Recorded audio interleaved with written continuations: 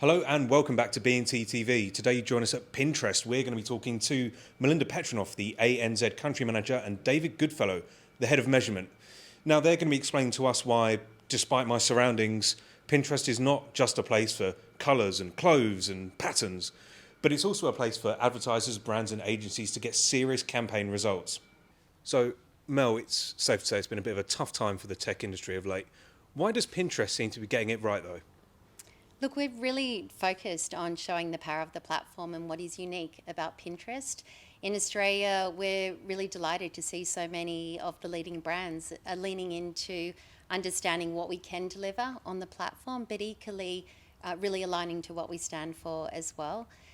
Advertisers are really seeing the value of an audience that have really high intent. And what that means is pinners are coming to the platform to plan, be it everyday moments or big life moments as well. And that high intent really lends itself to have brands to be discovered, which is an exciting opportunity for the clients that we're working with. And then we really stand for creating a safe and inclusive internet. And to do that, we've got industry-leading products that have allowed us to make sure that our platform is inclusive, such as skin tone recognition, allowing people to select your own skin tone. And that means that when you're searching for content on Pinterest, you see yourself in that content. And we've been very deliberate in creating policies to create a safe environment on our platform that includes banning weight loss advertising, also banning climate misinformation as an example. And we really know it pays to be positive. 60% of consumers have said that they will trust, they will try, and they will buy from brands that they discover in a positive environment. And that feeling of safety and positivity drives business results, presumably. What are your kind of priorities for Pinterest? Yeah, look, three key priorities that we have right now. Firstly, it's really to ensure that everything on Pinterest is shoppable. The pinners are coming to our platform to shop, and we know that to enable that, we need to make sure that everything is shoppable on platform. So our product roadmap that is up and coming is very much focused on enabling that. We're also really focused on building and delivering new ad solutions in Australia this year. And part of that is an education on how to get the most out of the platform. We recently launched the Pinterest Academy. It's an e-learning tool to allow advertisers to understand how to get the most out of their campaigns. And we've had really positive feedback from our agency community that tool is easy to use, and they've equally been learning a lot to unlock Pinterest. And then lastly, we just continue to lean into the power of the insights on Pinterest. Because pinners come to plan, they're coming to seek inspiration. We've got an incredible insight into what people are planning to do and what they're leaning into trying, what they're leaning into with buying.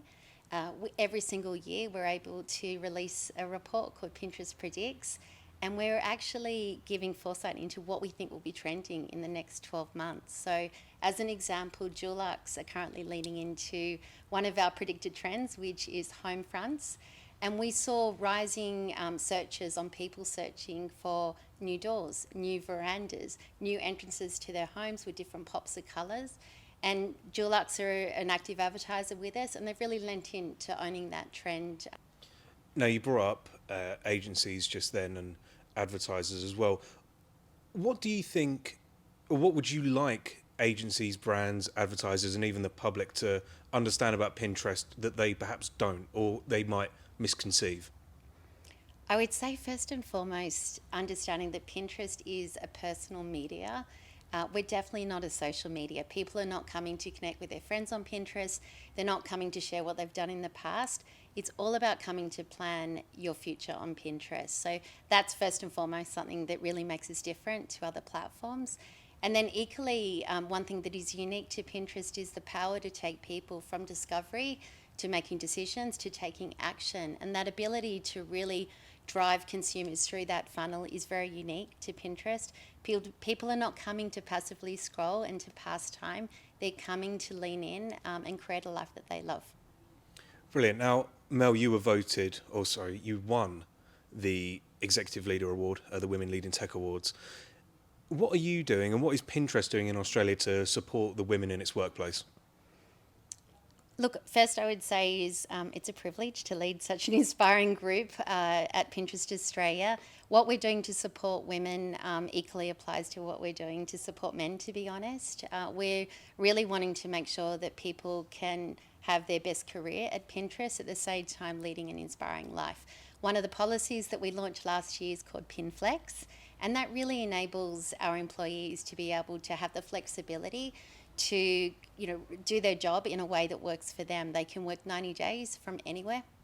They can choose which days they come into the office. We now reimburse them for the transportation costs of coming into the office. And specifically for people wanting to become parents, we support IVF. We also support egg freezing. So lots of benefits. There's many, many more as well. But we want to make sure that it's a great experience working at Pinterest. And where are you going to go on your 90 days? I have 3 teenage kids, which very much cements me in Sydney with a rugby schedule all winter. In my ideal world, I'd be working from Byron Bay a lot more frequently.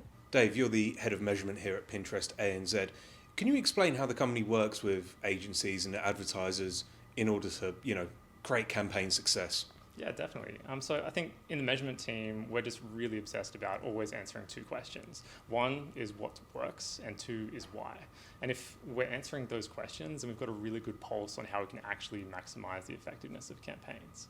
I think for agencies and advertisers, that really kind of guides the lens in which we engage with them, but it means that they can expect a lot of the things that you traditionally get from a media owner when it comes to measurement.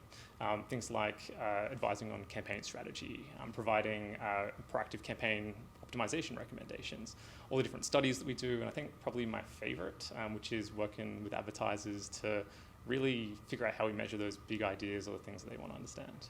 I think that's nuts and bolts. I can talk a little bit about what some of maybe the best practices we see as part of that is too as well, if you'd like.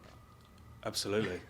So while I think there's a lot of different kind of ways that you can do that with an advertiser, probably the core elements that really make successful campaigns, one's just got to start with really knowing what success needs to look like with a campaign. If everyone's on the same page, then we can build towards that most effectively. The second thing, and especially I think for Pinterest and advertisers that might be new to our platform, is understanding the platform and how to best connect with users. That's not just a measurement thing. We work with our creative strategy teams, our insights teams, our account management teams. They're all pretty amazing. And ultimately, we just want to help the advertiser, work out how to create that connection with the audience. We get to measure what that means at the end of it, though, too. So asking those questions and really trying to understand how that campaign's tracking. And I think the last kind of component that's just core is best practices. Of course, we measure a lot of activity on platform, and that means that we can help a lot when it comes to what works and what advertisers can do. And when it comes to kind of measuring those campaigns, why is Pinterest getting that right at the moment?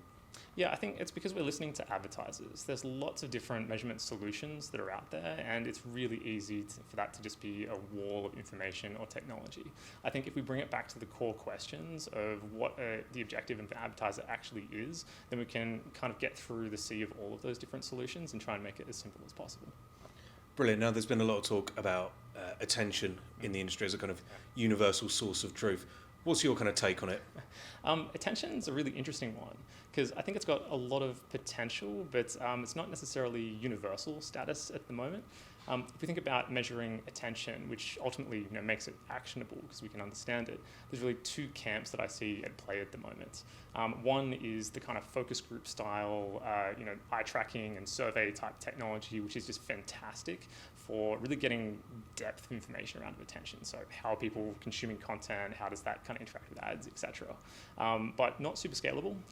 It's not the kind of thing that you try and run every week, every month, that kind of thing.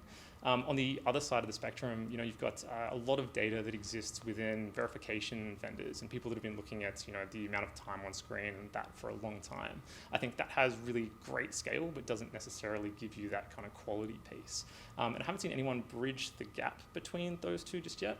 When you talk to advertisers and agencies about what attention means, which I'm expecting you do, Tom, then you tend to get different answers. So we really need to bridge that gap to approach it as an industry.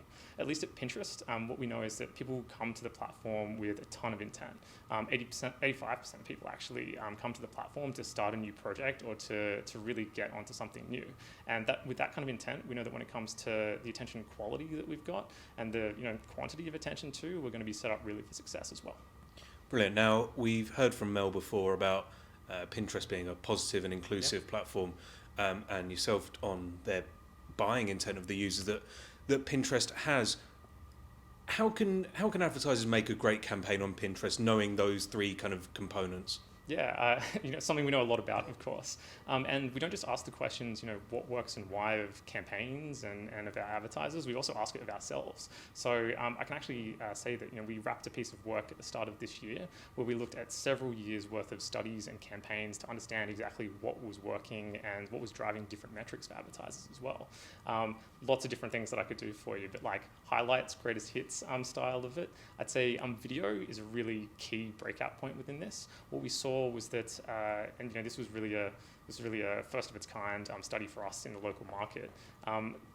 The advertisers that were using video for the majority of their campaigns, so upweighting spend greater than 50%, we're seeing 5x the ad recall of campaigns that didn't do that. So video's got to be number one.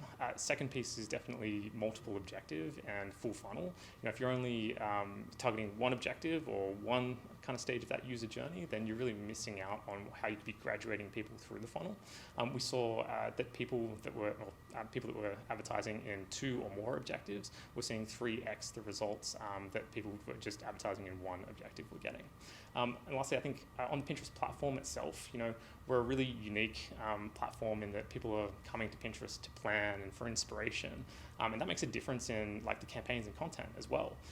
When people included, advertisers especially, I should say, included content that was inspirational, so getting that new idea to someone or helping the person get to the next step of their project, we saw a 12x increase in favorability, and right at the bottom of the funnel, the metrics that lots of people care about, an 8.5x increase in purchase intent.